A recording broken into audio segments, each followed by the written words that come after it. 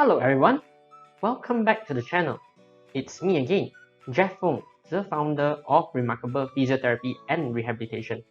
Today, I would like to share with you about the post-surgery management, simply what you should do after surgery for conditions such as heart and lung, brain and spinal cord, muscles and bone. The highlight of this video falls under musculoskeletal, specifically total hip replacement. Commonly, those required to undergo this type of surgery are people who have suffered severe arthritis over the hip joint, road traffic accident, fall from height, or osteoporosis, which leads to fracture. If any of these unforeseen circumstances happens, please head to the nearest hospital for a proper diagnosis, as blood clot may develop over the hip and it will travel up to the lung and may lead to mortality, which your surgeon will highly recommend for immediate surgery. Majority of the surgery in the world will leave a scar on our body, and this is no exception too, which my colleague Joyce has described in the previous video about the importance of scar tissue management. Most patients will tend to focus on pain management or rest, which will cause them to miss the golden time for recovery.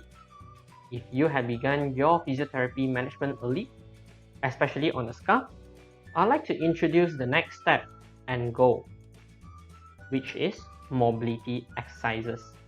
This may be uncomfortable at the beginning, but it is beneficial in the long term.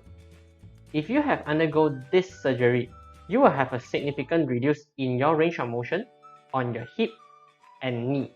So we may begin with the non-weight bearing exercises, which you can easily perform on the bed itself. First exercise, heel slides. Bend your surgical hip and knee by sliding your heel up towards your buttock while keeping your heel on the bed. Slide your heel back down to the starting position and relax.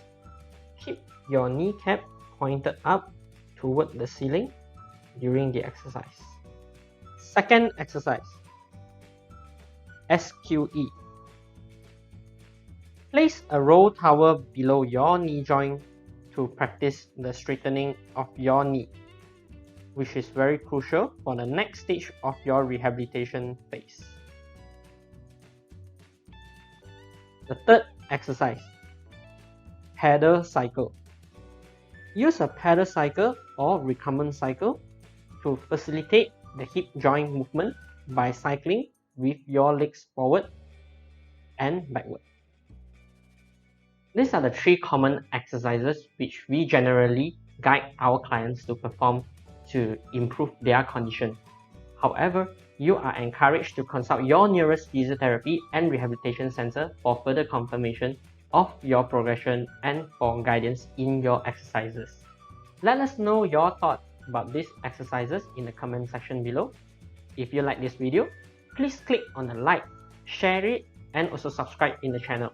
If you have any further questions about exercises technique and pain management issue, do leave us your comments and contact us via phone, WhatsApp, or email.